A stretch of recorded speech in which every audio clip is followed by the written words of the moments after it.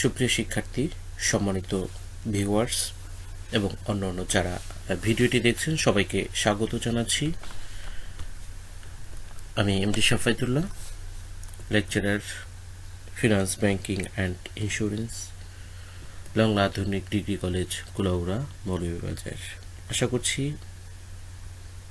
শিক্ষার্থীরা তোমরা সকলে প্রথম থেকে এবং শেষ পর্যন্ত কোনো পজ না দিয়ে ভিডিওটি দেখবে এবং এখানে আজকের ভিডিওটি ব্যাংক ব্যবস্থার প্রাথমিক ধারণা নিয়ে আলোচনা হচ্ছে। তোমরা সকলে মনোযোগ সহকারে দেখবে এবং ক্লাস শেষে তোমরা এগুলো নিয়ে বাসায় আরেকটু প্র্যাকটিস করবে। ওকে, ধন্যবাদ। আর যদি কোনো সমস্যা থাকে অবশ্যই আমার সাথে যোগাযোগ করবে। তো শুরু করছি আমার ক্লাস।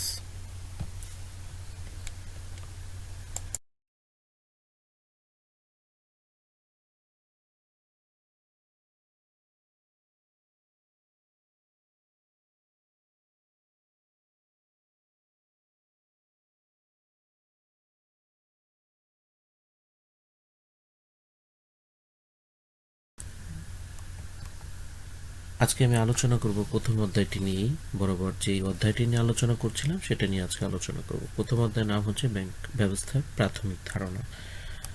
তো আজকের পাঠটা হচ্ছে আমার আধুনিক ব্যাংকের পূর্বসূরি, যেটাকে বলা হয় predecessor of bank or ancestor of bank, ব্যাংকের পূর্বসূরি। এই আসো শিক্ষার্থীরা, এই পাঠ শেষে শিক্ষার্থীরা ব্যাংক ব্যবসায়ের পূর্বসূরি কারা তাদের সম্পর্কে বিস্তারিত জানতে পারবে।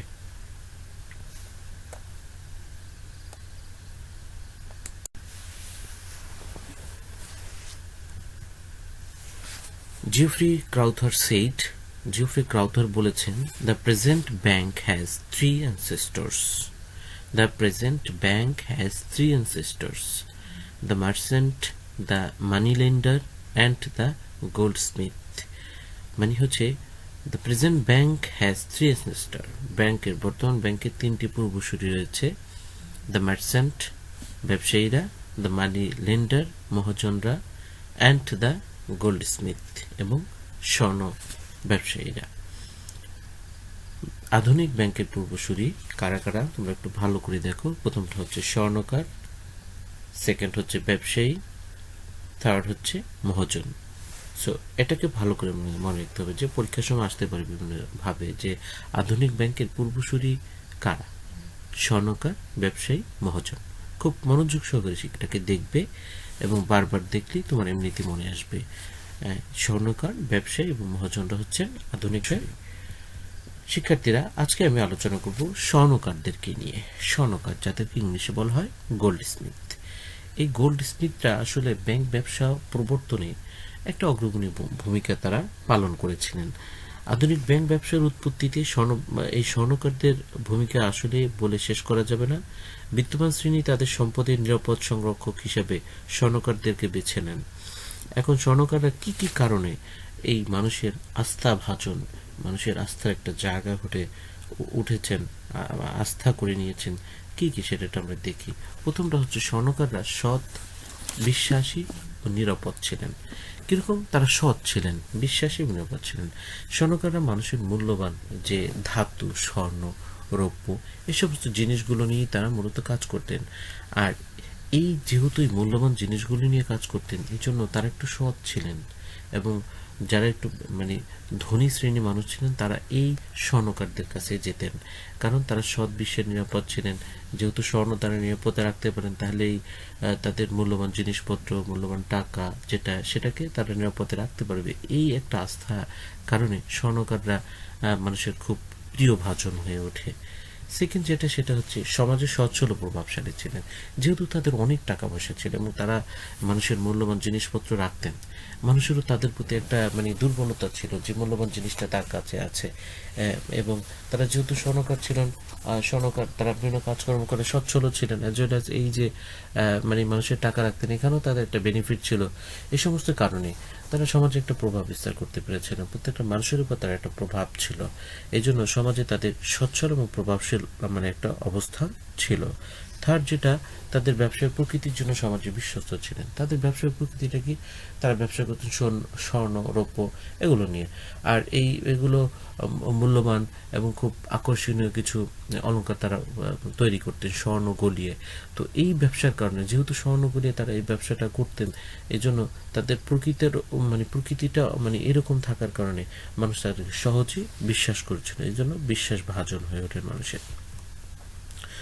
আচ্ছা, আমরা এখন এখানে দেখব যে স্বর্ণকাররা যে সমস্ত কার্যক্রম তখনকার সময় সম্পাদন করছিলেন, সেই কার্যক্রমটা এখন ব্যাংক ব্যবসার সাথে কতটা মিল রয়েছে, বর্তমান ব্যাংক কতটা সেটা ফলো করে। আমরা যে বলছি পূর্বসূরি, অবশ্য পূর্বসূরি হতে হলে এখন ব্যাংক যারা, সেটা এই ব্যাংকগুলো তাদের কাজকর্মটাকে ফলো করছে, এই জন্যই তো পূর্বসূরি বলা হয়। তো তখনকার সময় এই জমা রসিদ প্রবর্তন করতো এই যে স্বর্ণকাররা। স্বর্ণকারদের কাছে মানুষ যে মূল্যবান জিনিসপত্র রেখে যেত, এবং স্বর্ণকাররা কি করতো, মানুষের সেই মূল্যবান জিনিসপত্র রেখে একটা জমা রসিদ দিয়ে দিতেন। যে জমা রসিদটা বর্তমান সময় বাণিজ্যিক ব্যাংকসমূহ তার মক্কেল বা কাস্টমারদেরকে বা ক্লায়েন্টদেরকে দিয়ে থাকে। কাজ হচ্ছে, যখন আমরা টাকা জমা দিই, বর্তমান প্রিয় শিক্ষার্থী তোমরা দেখবে যে বর্তমানে আমরা যে টাকাটা জমা দিই, সেই টাকাটা দেওয়ার পরে আমাদেরকে একটা রিসিপ্ট দিয়ে দেয়। এই যে জমা রসিদ, এই রসিদ আর তখনকার সময় স্বর্ণকারদের এই জমা রসিদের ভিতরে একটা সামঞ্জস্য রয়েছে, একটা যথেষ্ট মিল রয়েছে। এই জন্য আমরা বলতে পারি যে এই স্বর্ণকাররা এই হচ্ছে ব্যাংকের পূর্বসূরি। তারপরে আমানতকারীরা যখন তাদের আমানতকৃত সম্পদ তুলে নিত, অর্থাৎ তুলে নিত যখন, তখন এই স্বর্ণকাররা তাদেরকে একটা উত্তোলন চিঠা দিত যে আমি এখন তার কাছে জমা দিয়েছিলাম, এখন তুলব। গেলে তারা একটা উত্তোলন চিঠা দিতেন এবং সেখানে লিখে সেটাকে তুলে নিয়ে আসতেন, যাতে করে পরবর্তীতে গিয়ে বলতে না পারেন যে না, আমি এটা নেইনি। এই জন্য তারা একটা ডকুমেন্টস রাখতেন স্বর্ণকাররা, যেটা রাখতেন সেটাকে উত্তোলন চিঠা বলা হয়, এবং বর্তমানে সেটা চেক হিসেবে পরিচিত। আমরা ব্যাংক অ্যাকাউন্ট খোলার পরপরই যখন আমরা টাকা জমা দিই, ব্যাংক আমাদেরকে একটা চেক বই দেয়, আমরা চেক বই নিয়ে আসি, এই চেকে টাকা লিখে আমরা টাকা উত্তোলন করি। তো এখানেও আমরা বলতে পারি যে এই উত্তোলন চিঠা এবং চেক, উত্তোলন চিঠাটা তখন উইথড্রয়াল লেটার যেটাকে বলা হয়, তো এইটাকে স্বর্ণকাররা তখনকার সময় ব্যবহার করতেন। আর বর্তমানে আধুনিক ব্যাংক সেটাকে চেক হিসেবে চেনে, বা আমরা সকলে সেটাকে চেক হিসেবে চিনি।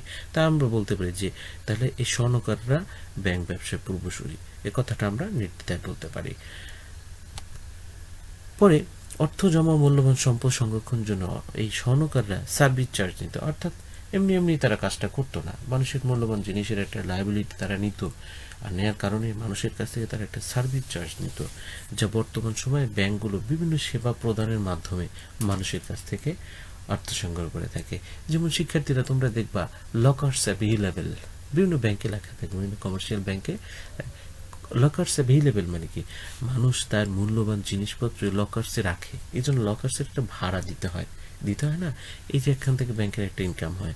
ব্যাংক আরো বিভিন্ন ধরনের সার্ভিস দিয়ে থাকে, মানুষের মূল্যবান টাকা সেখানে রাখে, টাকা বাসায় থাকলে চুরি হয়ে যেতে পারে, কিন্তু সে টাকাটা রাখে, এই টাকাটা যে ব্যাংক রাখে, ব্যাংক এই জন্য ইয়ারলি একটা চার্জ দেয়, যেটাকে বলা ব্যাংক চার্জ। যে আমরা অ্যাকাউন্টিং এ করি, ব্যাংক চার্জ ধার্য করা হলো, মানে হচ্ছে ব্যাংক তার অপারেটিং একটা চার্জ আমাদের উপরে ধার্য করে পার ইয়ারে। এটাকেও আমরা বলতে পারি যে এটাও সেই সময় এই যে স্বর্ণকাররা যে একটা সার্ভিস চার্জ নিতেন, এটার সাথেও এটার একটা যথেষ্ট মিল রয়েছে। তাইও আমরা এখানেও বলতে পারি যে স্বর্ণকাররা এই ব্যাংক ব্যবসায় পূর্বসূরি বা অ্যানসেস্টর অফ ব্যাংকিং সিস্টেম।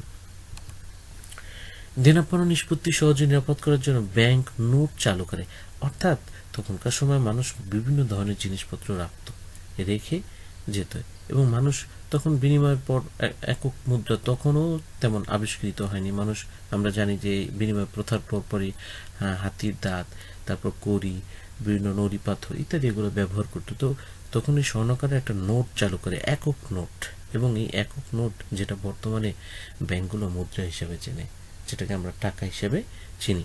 ওকে, তাহলে এটাও বলতে পারি যে এই যে নোট এবং মুদ্রা, তখনকার সময় নোট ইউজ করতো, এখন এটা মুদ্রা হিসেবে আমরা চিনি। স্বর্ণকাররা তাদের গচ্ছিত অর্থের একটি অংশ সুদের বিনিময়ে সমাজে যাদের অর্থের প্রয়োজন ছিল তাদের ঋণ হিসেবে দিত যাবেন। আচ্ছা, তখনকার সময় স্বর্ণকারদের কাছে মানুষ বিভিন্ন জিনিসপত্র রেখে আসতো। তো স্বর্ণকারদের কাছে সঙ্গত কারণেই অনেক কিছুই জমা থাকতো, উদ্বৃত্ত থাকতো। আর এই উদ্বৃত্তটা তারা কি করতো, ঘাটতি যাদের অভাব ছিল, তারা যখন তাদের কাছে আসতো তখন তাদেরকে দিয়ে দিত। তো তখনকার সময় এই দেয়া অর্থাৎ এখানে মানে স্বর্ণকাররা কিছু টাকা একজনের কাছ থেকে এনে আরেকজনকে দিত, মাঝখানে একটা প্রফিট করতো, যেটা ব্যাংকের মূল কথা। ওকে, তো তখনকার তাদের কাজকর্মটা অসংগঠিত ছিল এবং অপরিকল্পিত ছিল। কিন্তু বর্তমান সময় ওই কাজের ধারাবাহিকতায় এই যে ব্যাংকগুলো ঋণ নামক ঋণ হিসাব নামক এটা পরিচালনা করে, যেটা খুব সুপরিকল্পিতভাবে ব্যাংক সম্পাদন করে থাকে। অর্থাৎ লোন কারো কাছ থেকে আনলে মানে তাকে কত দিতে হবে সেটাও পরিকল্পনা ব্যাংক করে, আবার কাউকে দিলে সে ইয়ারলি কত ইনকাম হবে, মান্থলি কত ইনকাম হবে, কত পার্সেন্ট, এভরিথিং এখানে মানে ব্যাংক প্রতিপালন করে থাকে।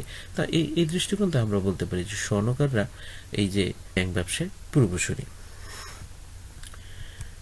এরপরে প্রিয় শিক্ষার্থী, ব্যবসায়ী শ্রেণী। এই ব্যবসায়ী শ্রেণীরও একটা ভূমিকা রয়েছে। ব্যাংক ব্যবসার গোড়াপত্তন ও এর উন্নয়নে ব্যবসায়ী শ্রেণীর ভূমিকা খুবই গুরুত্বপূর্ণ।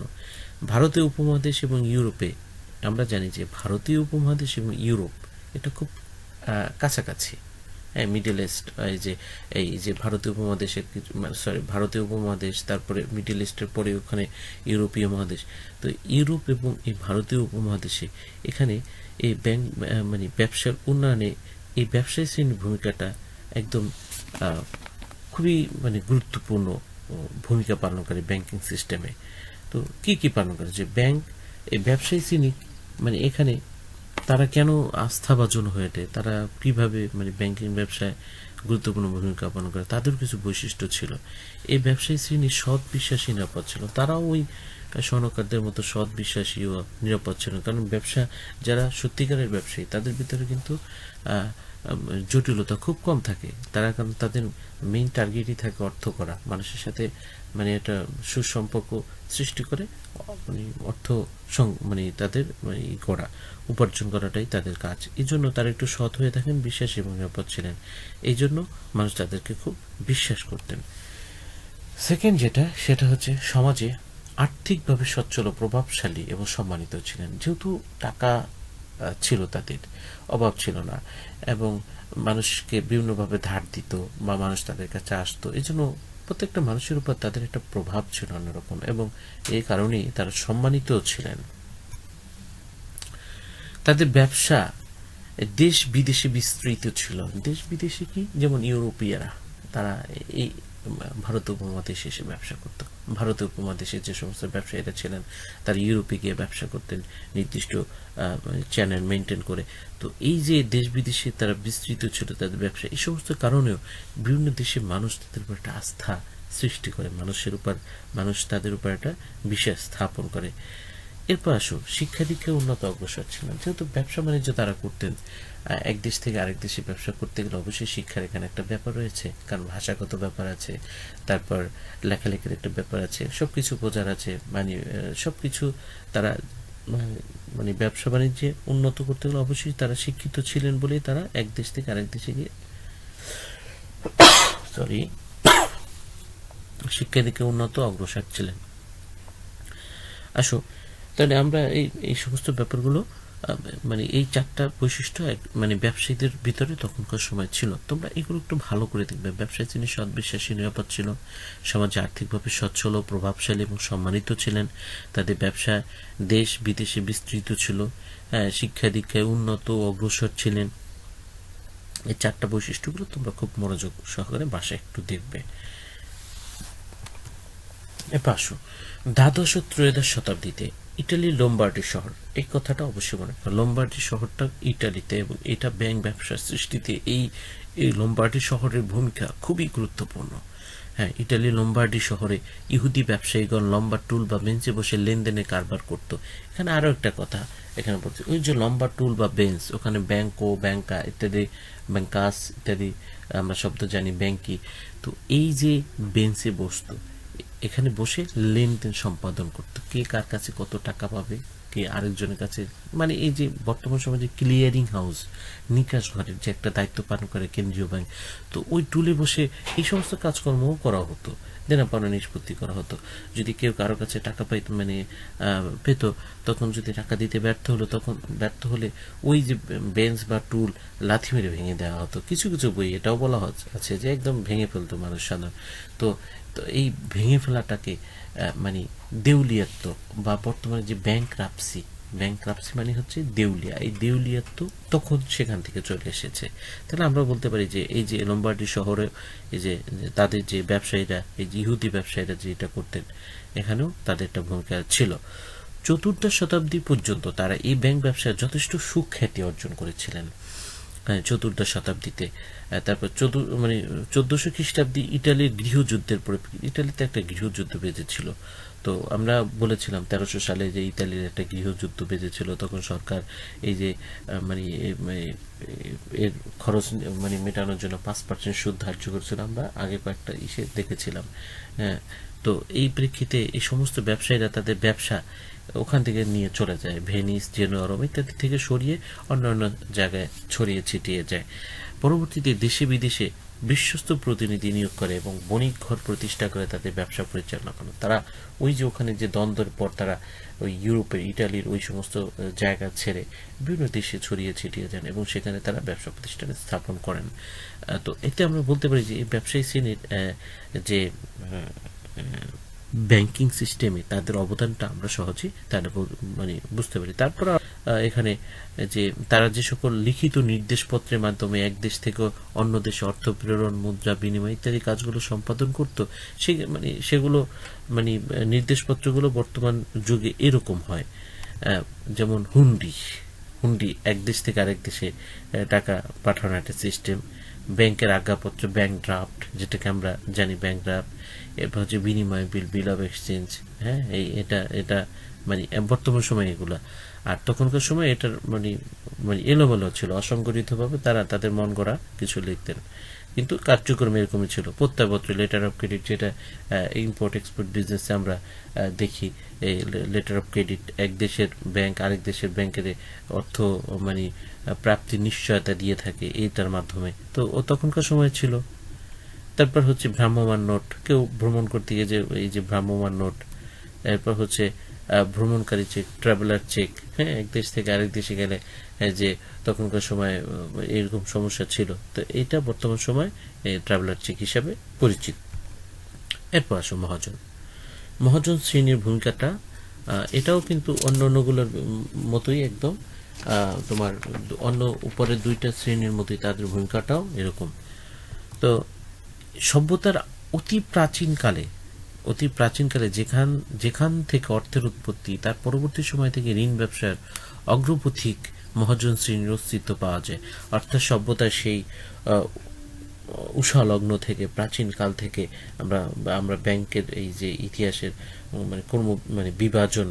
ইতিহাস বিভাজনটাই আমরা জেনেছিলাম। তো সেখানে প্রাচীনকালে যেখান থেকে অর্থের উৎপত্তি, তার পরবর্তী সময় থেকে ঋণ ব্যবসার অগ্রপথিক মহাজন শ্রেণীর অস্তিত্ব পাওয়া যায়। তাই মহাজন শ্রেণী পৃথিবীর বিভিন্ন স্থানে বিভিন্ন নামে পরিচিত ছিল। এখন দেখো কোথায় কি নামে পরিচিত ছিল। ইউরোপে এই যে আমাদের ব্যাংক ব্যবসায় ইউরোপ এবং এই ভারতীয় উপমহাদেশের ভূমিকাটা খুবই ওতপ্রোতভাবে জড়িত। এদেরও ভূমিকা আছে, ওদেরও ভূমিকা আছে। অন্যান্য যে কন্টিনেন্ট যেগুলো রয়েছে, মহাদেশ যেগুলো রয়েছে, তাদের চাইতে ইউরোপ, বিশেষ করে ইউরোপের ভূমিকাটা খুবই বেশি।